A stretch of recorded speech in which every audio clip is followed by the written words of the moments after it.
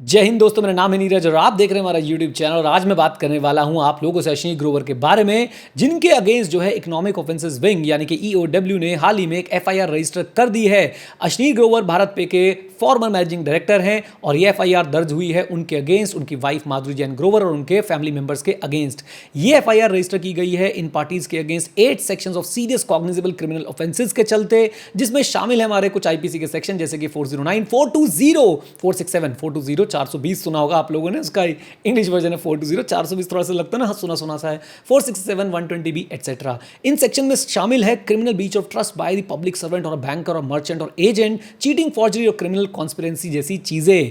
According to the FIR copy, ये offences prima facie punishable है under various section of the Indian penal code, जैसे मैंने अभी अक्सर डिस्कस किया।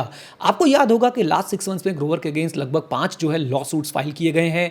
ग्रोवर ने भारत पे के साथ लीगल बैटल जो है वो जारी रखी हुई है, शुरू कर दी थी जब उनके ऊपर जो है फाइनेंशियल इरेगुलरिटीज के इल्जाम जो है लगाए गए थे जनवरी 2022 में। इन सब की शुरुआत अगर आप लोग ध्यान से देखें तो शार्क टैंक इंडिया से हुई। शार्क टैंक इंडिया के बाद एक बहुत ही फेमस आईपीओ आया था, मुझे कमेंट बॉक्स में कमेंट करके बताइएगा, जिसको चलते अश्विनी ग्रोवर की एक कॉल रिकॉर्डिंग जो है वो वायरल की गई थी। आई थिंक वो कोटक सिक्योरिटीज के साथ जो उनकी कॉल रिकॉर्डिंग थी या कोटक के बैंक एम्प्लॉय के साथ उनकी कॉल रिकॉर्डिंग थी, और उसके चलते जो है चीजें बहुत ज्यादा बड़ी होती गई, तिल का ताड़ जो बनता गया। और आज की डेट में हम यहाँ पे बैठे हैं कि अश्विनी ग्रोवर के अगेंस्ट जो है 5 लॉ सूट जो है फाइल हो चुके हैं।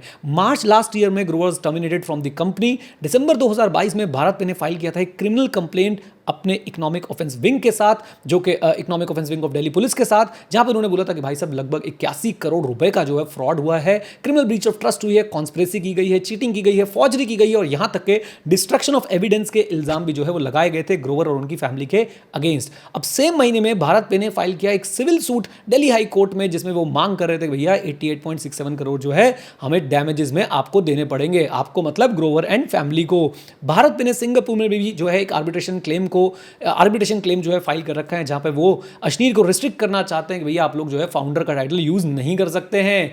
ग्रोवर के अगेंस्ट और भी लॉ सूट्स चल रहे हैं, including a suit by BharatPe company founder शाश्वत नकरानी ओवर अनपेड शेयर्स। तो यहां पे अश्नीर ग्रोवर जो है बुरी तरह से घिर चुके हैं इस समय केसेस से, और ये केसेस छोटे मोटे केसेस नहीं है, बहुत सीरियस जो है इल्जाम लगाए गए हैं और बहुत सीरियस ये केसेस हैं। अब देखिए स्टार्टअप वर्ल्ड का हमें जो है सिर्फ और सिर्फ बहुत सारी जो है चमकती हुई चीजें नजर आती है कि भाई साहब ये देखो स्टार्टअप में ये हो जाता है, फंडिंग मिल जाती है, ऐसे हो जाता है, वैसे हो जाता है, but at the same time हमें रियलिटी भी जो है वो ध्यान में रखनी चाहिए। अब यहां पे मेरे को नहीं पता कि अश्नीर सही है या भारत पे सही है, बट कहीं ना कहीं ये लड़ाई जो है एक स्टार्टअप वर्ल्ड की एक ऐसी रियलिटी को बाहर लेके आ रही है जो हम लोग नहीं देख पाते हैं।